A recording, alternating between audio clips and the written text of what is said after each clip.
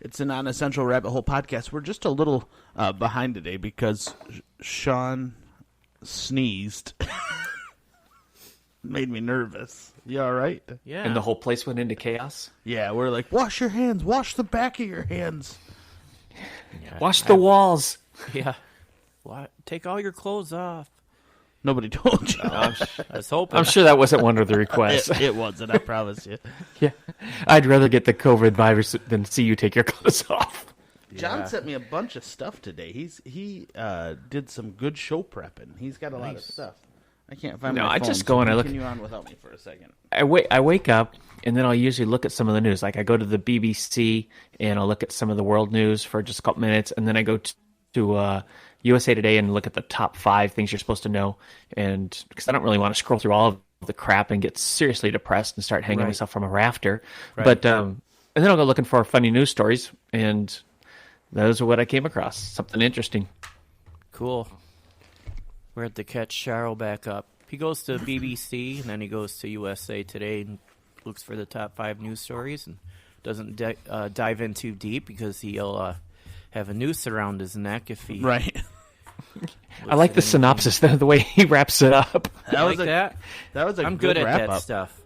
He is real good at it. He should be like the person off to the side when somebody's talking a bunch of shit you can't understand. Then he's the one standing to the side, not doing sign language, but actually translating to what it's supposed to mean. Like if you go off on a person in the nicest way possible, and I'd be the one saying, well, basically he's saying you're an asshole. Right. I saw a meme yesterday that said the virus is a way of telling us that we're all assholes and we have to go to our rooms. Yeah, that's possible too. We're all grounded. Yep.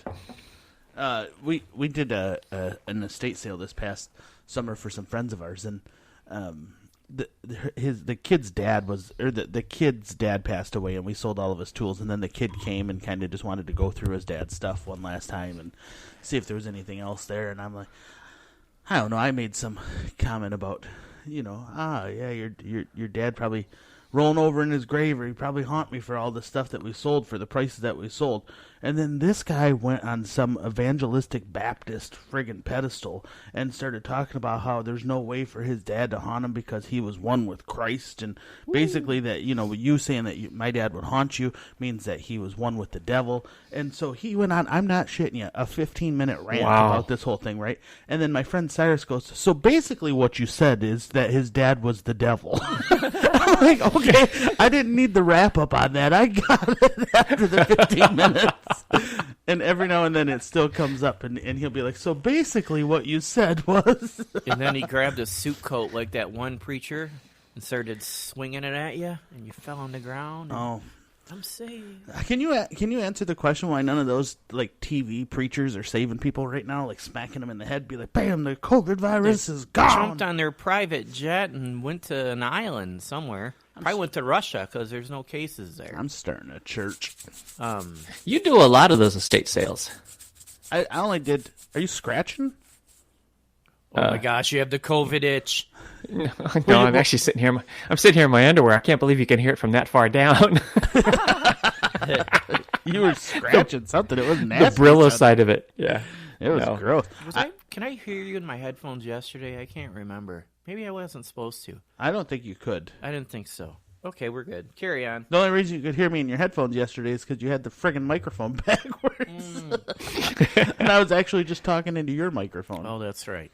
Anyways. Sorry about that. No, I only did one estate sale last year, but she had a lot of stuff, so I kept selling stuff for her. Oh, okay. Then you post it like crazy on Facebook. Yeah, there was a lot of stuff. It was good. I used to really like to go to those because it's just kind of neat to see. You get to go inside houses, right? And without the police calling. And second, it's kind of cool to see the stuff. And I went into one a couple of years ago, and I'm walking through, and I'm into vinyl. So there's a guy this woman's husband had passed away, and all of this vinyl. I'm like, man, this is like my vinyl collection. And so then I kind of wander on through. I didn't need any of it, but I wander on through, and I come across this whole stack of Mad magazines. Oh, and wow. It starts to dawn on me, I'm like, I'm in my own this house. Yes, that's exactly right. This guy's my own age. And then I look over at his wife, and I realize that she's probably at that time in her mid to late 40s, and it gave me the freakiest feeling. And I'm like, I'm out of here. I'm out. This is totally like walking into my own estate sale. Wow. And that did it for you? You were done after that? Yeah, I've gone into very few since then. What are you drinking now? You're drinking, making all the gross noises that Doyle's been making for the last I 2 know. weeks, and it's all on you now. You're like, I'm going to scratch my nuts. I'm going to take a drink right before we get out of here. At least you can't hear me sniffing my fingers afterwards. Yeah. That's disgusting. What are you drinking this morning? Pepsi. Pepsi, yeah. Nice. Yeah, it helps cut that morning phlegm stuff, so I'm not sitting here going. Are you a 2-liter buyer?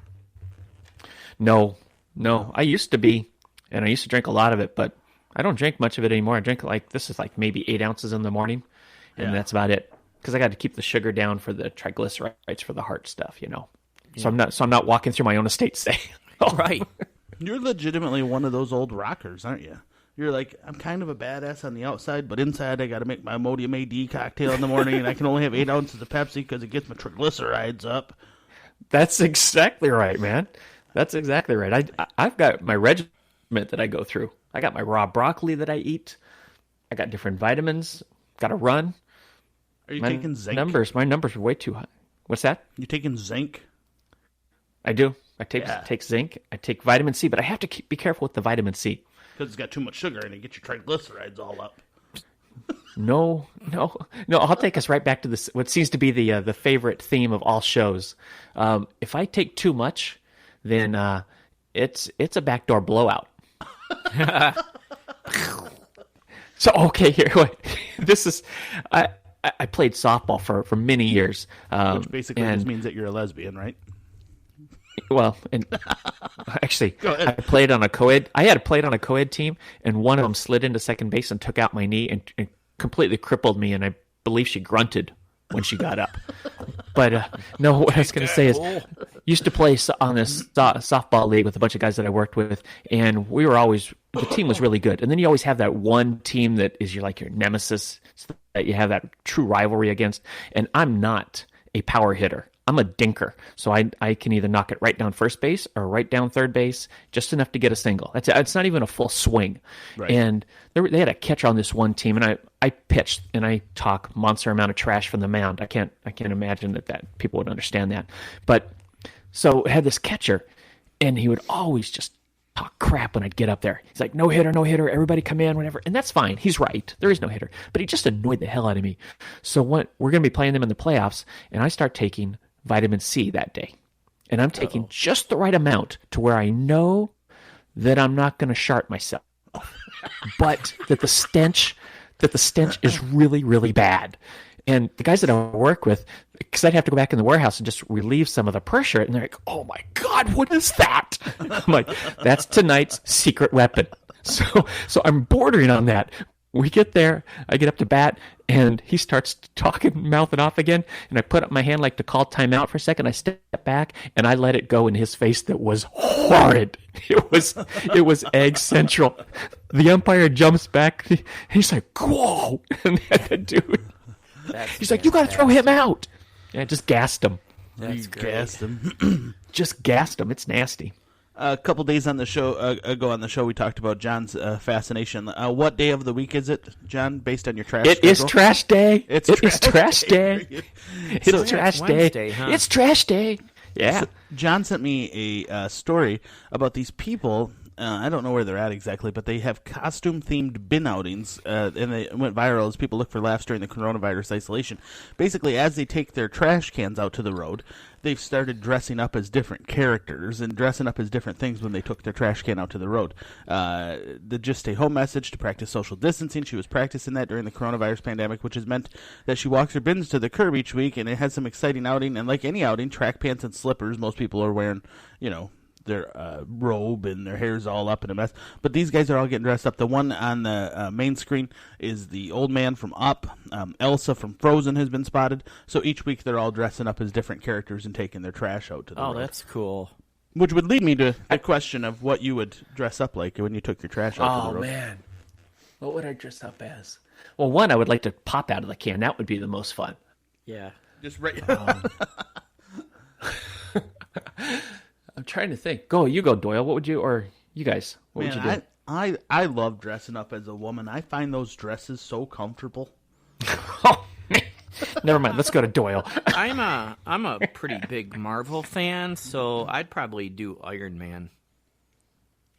Do you know the difference between isn't there a big question there about the difference between Marvel and what's the other one? Isn't there two brands? DC, yeah. DC, yeah. Man, those nerds, they get all worked up about Marvel DC stuff. Yeah, they definitely. It's like a Michigan State thing. It's like Star Trek and Star Wars. Yep. Yeah. I'm more of a Marvel guy. All right. Well, thanks for sharing that. I can't think of what I would wear. Let me think about it, and I'll pop back in. All right. You've got another one of your nursery rhymes for today's show, correct? Oh, you want to go through it now? No. I just want to make sure you've got one so that the disappointment doesn't set in later. Nope. I had a couple beverages last night, sat downstairs, and put together a few more. Oh, drunk nursery rhymes. Did you get drunk again last night?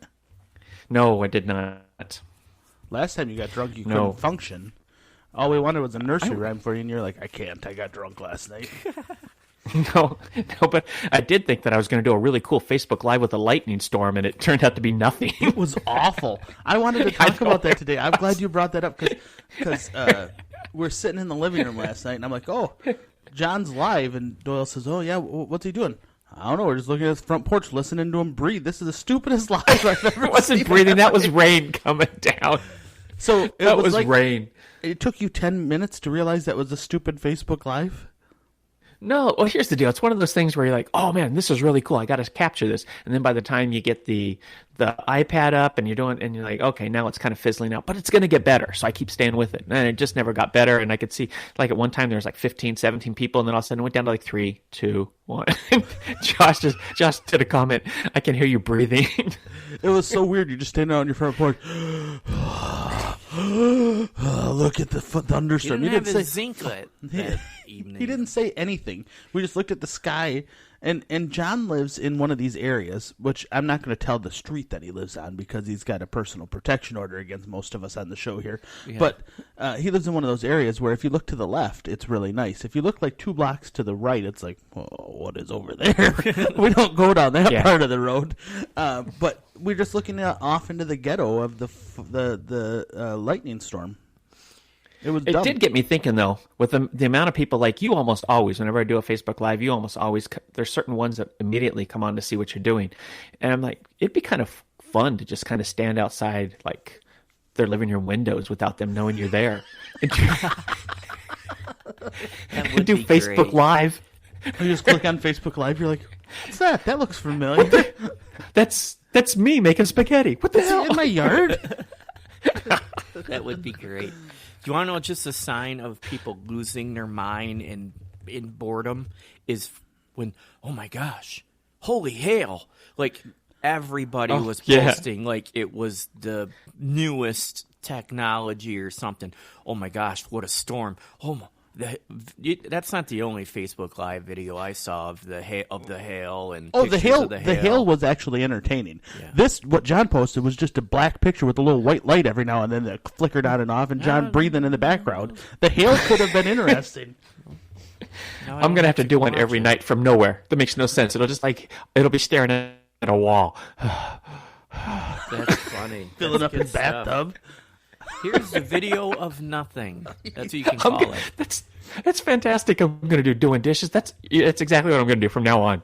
I tuned in. Anything that I'm doing that's mundane, I'm going to Facebook Live it. I tuned in at the peak of your Facebook Live last night when there was like 14 people. And I'm like, I don't know. Maybe he's giving us commentary or he's talking to us about some inspirational thing or something. No, you did tune out before I went, well, I kind of thought this was going to be better, but obviously it's not. I'm bored, and I turned it off. Yeah, then I tuned back in at the end where you said, well, this is boring. Click.